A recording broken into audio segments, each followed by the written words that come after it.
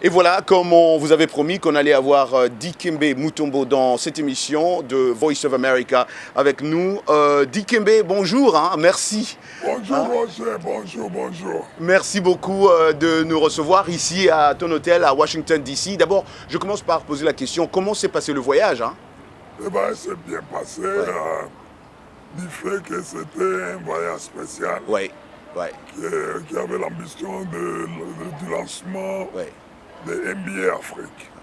C'est la première fois que nous avons la chance et l'occasion d'avoir toute une ligue, nouvelle ligue en Afrique qui appartient à l'NBA, où les Africains vont se performer dans leur propre continent et aussi gagner de l'argent. Et porter aussi les uniformes de l'NBA, ça fait bien. Et on en parlera d'ailleurs un peu plus. Mais d'abord, avant que je n'y arrive, Dikembe, comment se porte votre fondation, la fondation DMF? Parce que nous avons vu des images, hein, il y a une construction d'une grande école chez vous. Ça continue. Ça continue.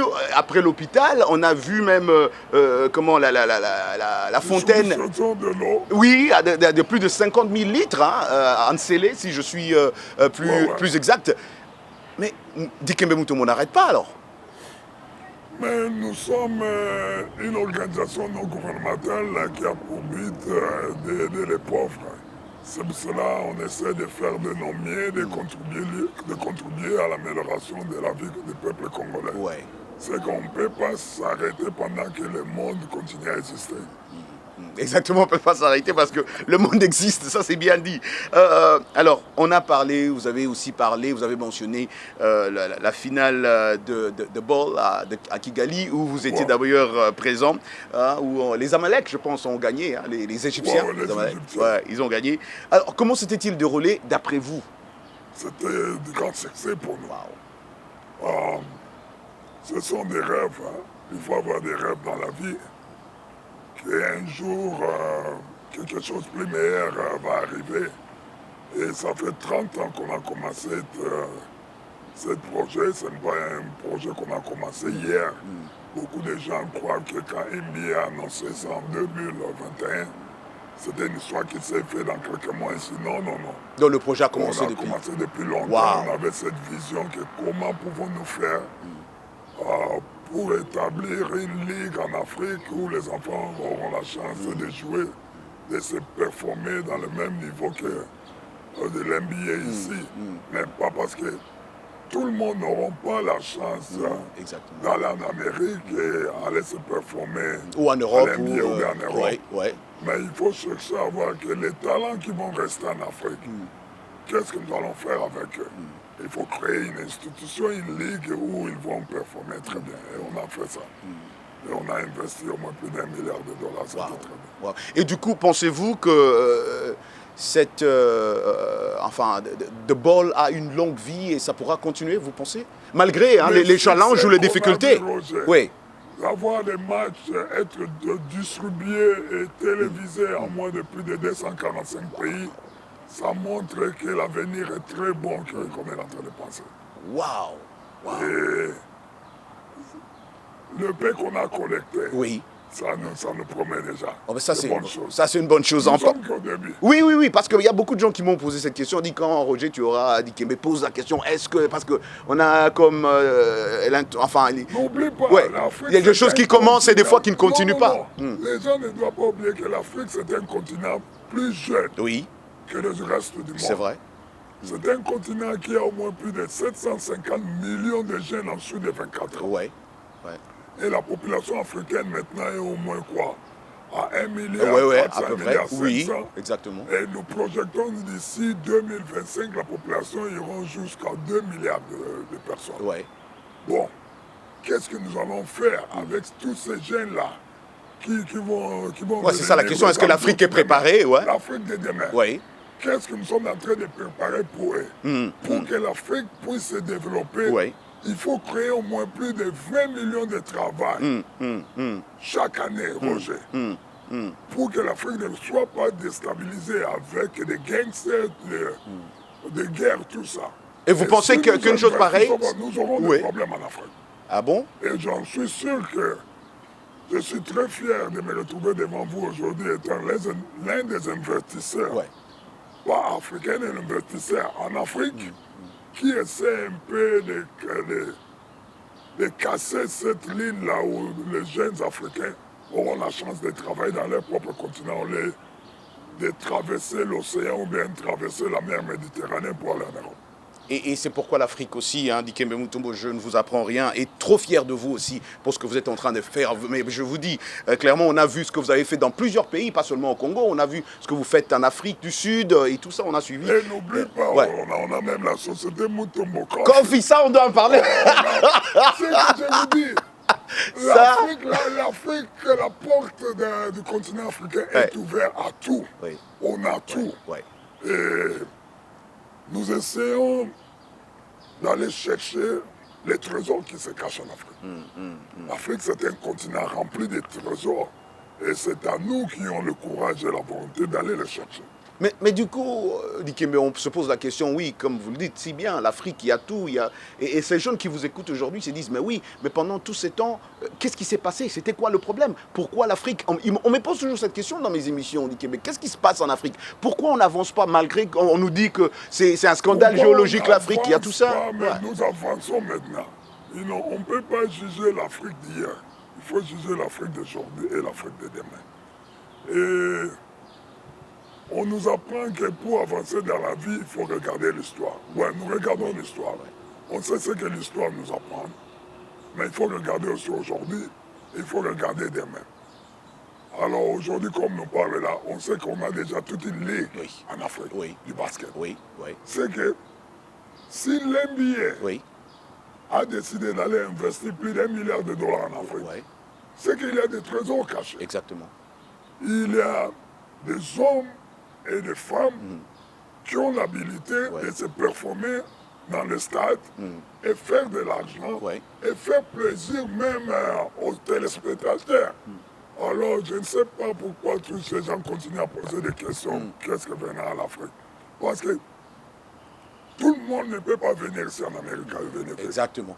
Donc vous êtes optimiste, hein, Quand tu montes dans l'avion aujourd'hui pour aller en Afrique, il y a beaucoup des étrangers dans l'avion que les Africains. Où sont les Africains? J'ai pris Air France de Paris jusqu'à Kinshasa. Il avait beaucoup de Blancs, des Français, des Européens dans l'avion que les Africains. Où sont les Africains? Qui vont en Afrique? Ils ne vont pas faire du tourisme. Est-ce que vous avez déjà entendu parler du tourisme au Congo? C'est qu'il y a des trésors que les gens peuvent aller faire. Alors, réveillez-vous. L'appel de Dikembe Mutombo, réveillez-vous. Parlons comme l'exemple du café.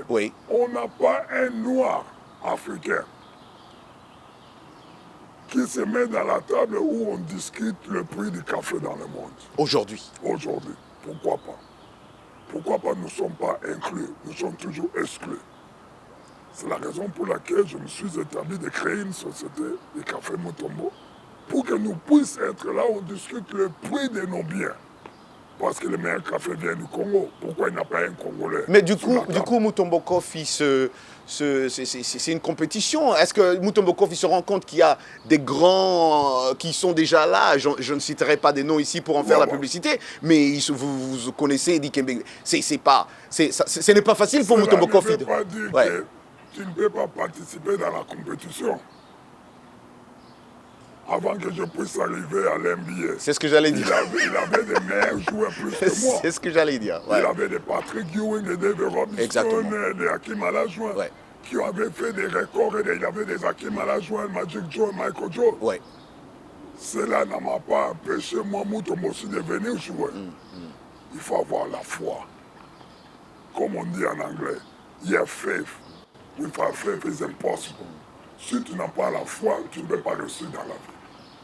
You have to believe.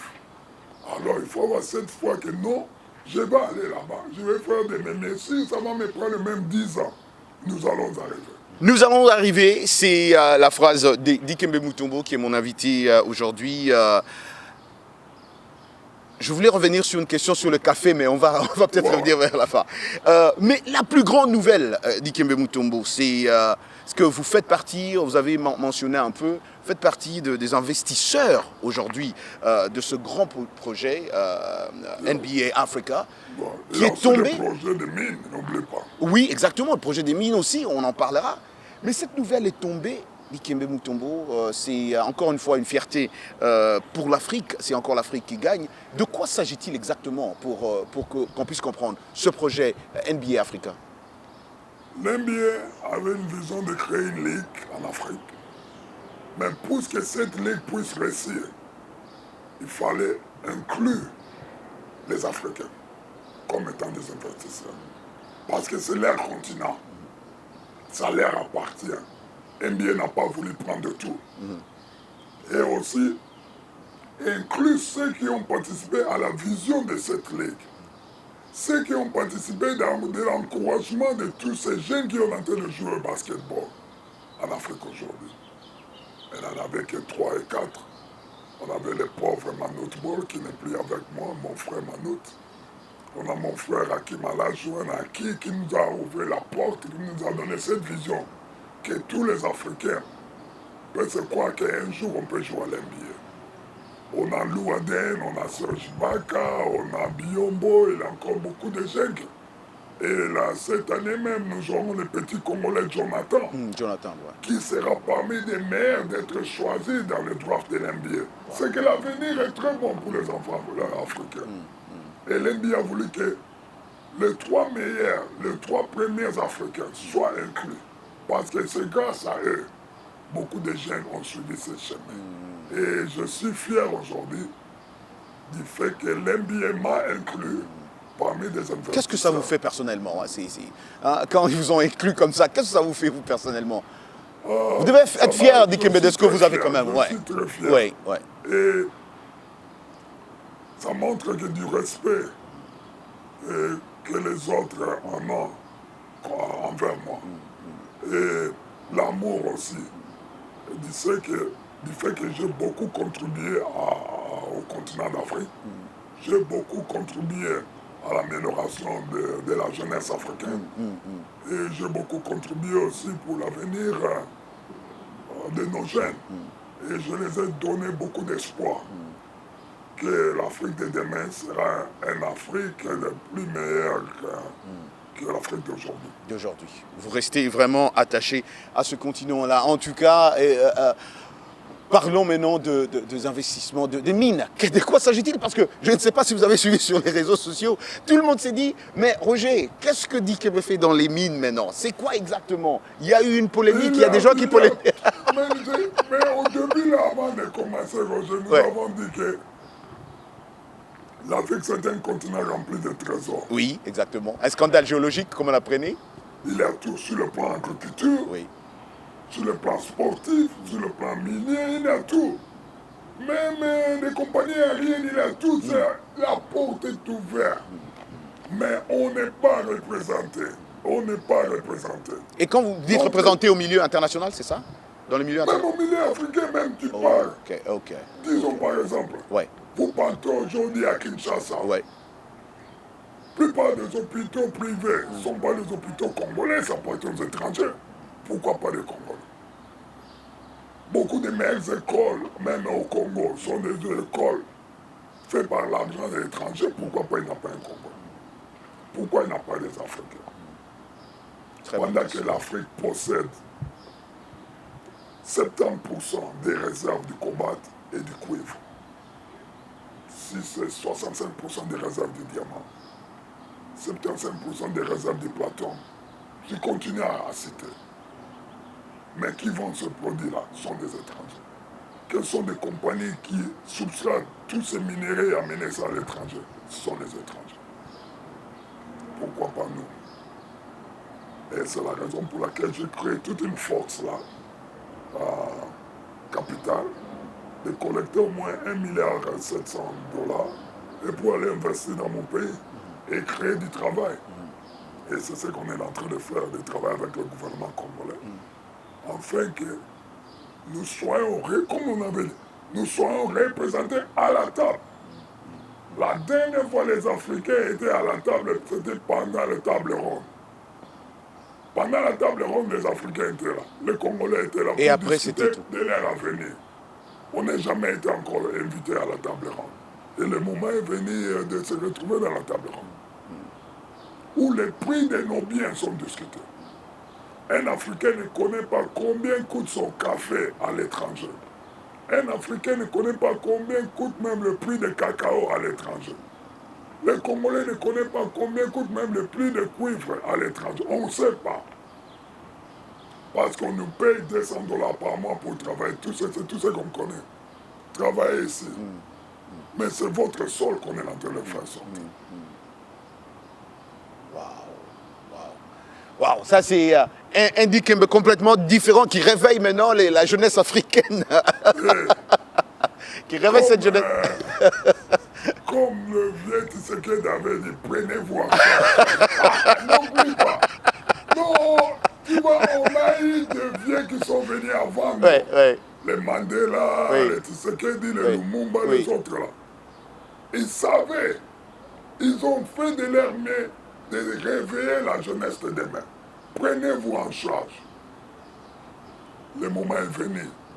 C'est à nous maintenant, les Africains, les descendants africains, de se retrouver à la table. À la table. Tout ce qui peut se passer sur notre continent, on doit être dedans. On doit être parmi les bénéficiaires. C'est ce que j'essaie de lancer comme message. Et vous pensez qu'avec tout ce que vous venez de dire, Dikembe Mutombo, que votre gouvernement vous aide parce que apparemment il y a eu un appel par le gouvernement Tshisekedi des Congolais de la diaspora de venir au pays pour investir. Et est-ce que vous pensez que ce moment est propice avec ce gouvernement actuel? Est-ce qu'il vous facilite la tâche ou il facilite la tâche à tous les autres Moi, je viens de là. Ouais. Il n'a pas même 24 heures que je suis rentré du pays. On parle avec vous aujourd'hui. Il a presque 12 heures de temps depuis que j'ai descendu dans l'avion. Je crois l'appel est là, l'offre est là. Même ceux qui ne sont pas nés au Congo, mais ceux qui ont le sang congolais, le moment est venu de venir mettre quelque chose, même un petit brique au pays. Dire que je suis rentré à la source. Je voulais contribuer à l'avenir de la population ou bien du village d'où viennent mes parents ou bien mes arrière-parents. Là où je suis allé en Bushma et aller construire l'école, je n'ai jamais été là dans ma vie. J'aurai 55 ans aujourd'hui. Je n'ai jamais été en Bushma. Mais pourquoi je suis allé à la source? Pas seulement là où vient mon papa Samola Mutombo, mais là où vient mon grand-père Kambasi, là mon arrière-grand-père Ngandou Kazel. Je suis allé à la source, voir comment est la souffrance de mes peuples, de mes frères qui sont restés là-bas au fond.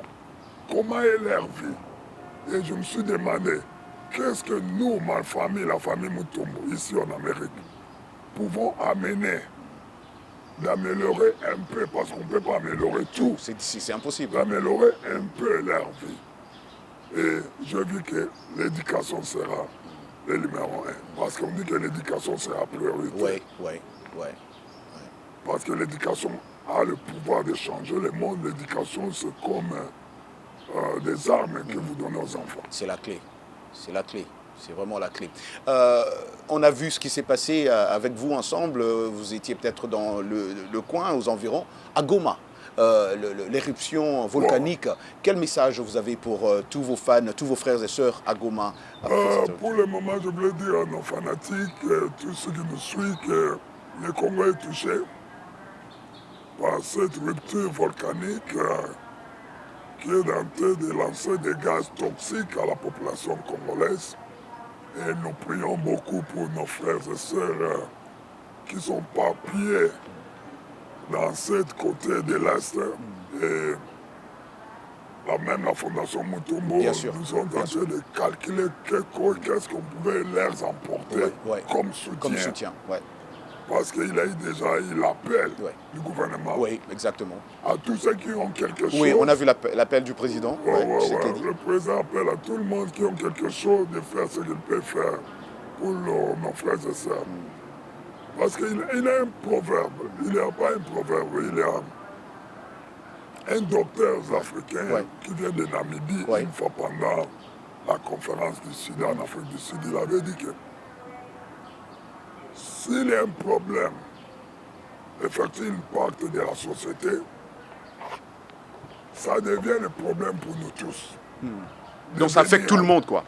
Alors, l'Afrique est touchée, le Congo est touché. Ce n'est pas seulement le problème du Congo aujourd'hui. C'est le Congo, c'est le problème de tout le monde. Et nous serons là. Dès que l'aéroport est ouvert, je vais faire des meilleurs. Excusez-moi. Oh non, prenez votre temps, prenez votre temps. Il est temps de prendre le café. Ouais. Donc dès que l'aéroport de Goma, vous voulez dire, hein? Ouais, Ça, on va faire des noms, même d'envoyer quelque chose au peuple congolais de l'Est. Ça sera une très bonne chose. Ça sera une très bonne chose. Je finis avec ma question sur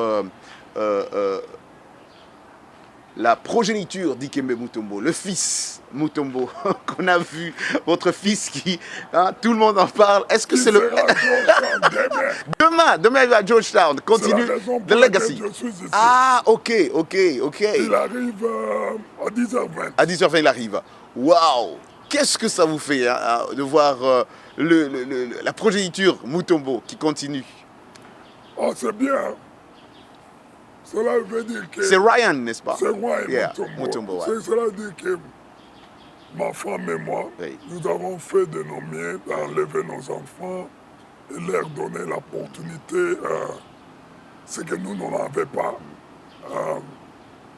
de grandir dans un environnement très bien et d'avoir la prospérité, d'aller en avance, de réussir dans la vie. Et tant que papa, et tant que basketteur, ancien basketteur, parce que je ne suis plus basketteur. Basketteur à vie. De lui transférer tout ce que moi j'ai appris. Et coach Thompson, coach Ewing, Alonzo Mourning, Bill Roisseau, Jeff Kandir, Larry Brown, tous les gens qui ont contribué de moi de devenir Dikembe Mutombo, ce que Dieu est devenu aujourd'hui, de passer ça à mon fils. Il faut passer les bâtons. Oui, exactement. Beaucoup de gens ont la tendance de cacher les bâtons. Mais pour moi, je regarde toujours du fait que les Jeux olympiques, Roger, ne se jouent pas dans la même ville chaque 4 ans. Non. Beaucoup de gens ne connaissent pas ça. Et c'est comme ça aussi la vie. Nous ne resterons pas là pour toujours. Il faut passer les bâtons. C'est à qui que vous êtes en train de passer votre bâton. Et je suis très fier que mon fils, le cadet, a choisi de suivre le chemin de son papa. Ce n'est pas un chemin facile. Ah non. Il le sait, je suis sûr. Il le sait. Mais il va bien représenter, pas seulement lui-même, il va représenter surtout la communauté congolaise. Ah non. Qui est aussi une grande communauté ici à Washington. Bien sûr, bien sûr. Je crois que beaucoup de gens de la communauté vont venir le supporter pendant ces matchs ici à Washington. Pendant sa carrière. Nous sommes là en tout cas pour lui, nous sommes là. Ça c'est sûr. Merci beaucoup en tout cas, Dikembe. Pour le café maintenant, où est-ce qu'on trouve du café? Moi je vais boire le café Mutombo quand même. Dans mon bureau là, tous nos collègues de VOA ils boivent du café. Mutombo Coffee, d'accord.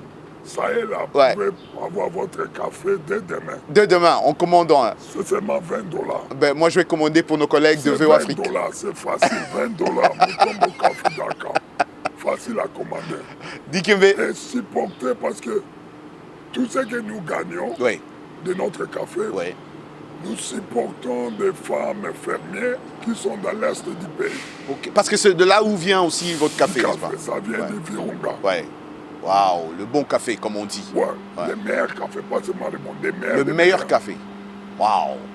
Impatient de prendre. Le moment est venu d'avancer le Congo sur tous les plans. Sur tous les plans. Sur tous les plans. On est les meilleurs partout. Meilleurs bloqueurs.